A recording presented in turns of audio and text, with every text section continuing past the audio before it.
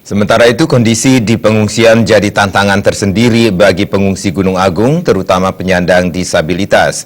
Meringankan beban mereka, Kramo Bali menyerahkan bantuan dana bakti Gunung Agung bagi 2 pengungsi penyandang disabilitas yang sama-sama berasal dari Desa Ban Karangasem.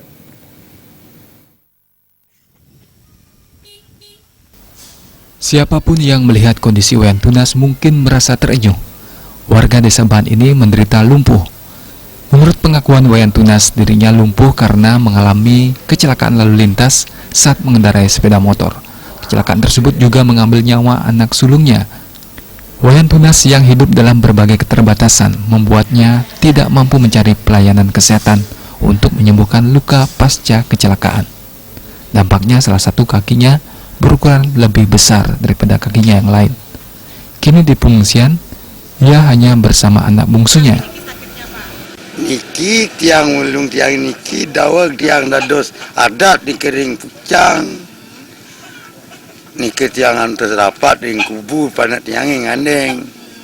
Yang tan bisa ngenten nyupirona pada tiang yang andeng niki laris niki ring bunggal magablog genten. Bertabrakan niki genten. Ampun bertabrakan. Pada tiang kari nyelangkang ring Wondane ni kampung orang nikah ngepadam tiang tenuning. Nikah musuhane napa nikiring pakai kita tianyar nikah padam. Kondisi lumpuh juga dialami pria warga Desa Ban lainnya, Nyoman Goyo. Menurut cucunya, sang kakek mengalami stroke setelah menderita demam dan kejang-kejang. Namun hidup yang serba terbatas membuat keluarga tidak mampu merawat sang kakek, sehingga kakeknya kini lumpuh. Di pengungsian, Nyoman Goyo hanya berbaring dengan alas tidur sekadarnya.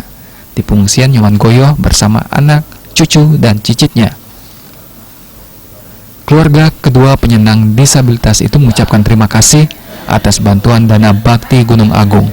Mereka berharap kondisi membaik dan mereka bisa kembali ke rumah. Yasri Yuli dan Angkat Wirawan.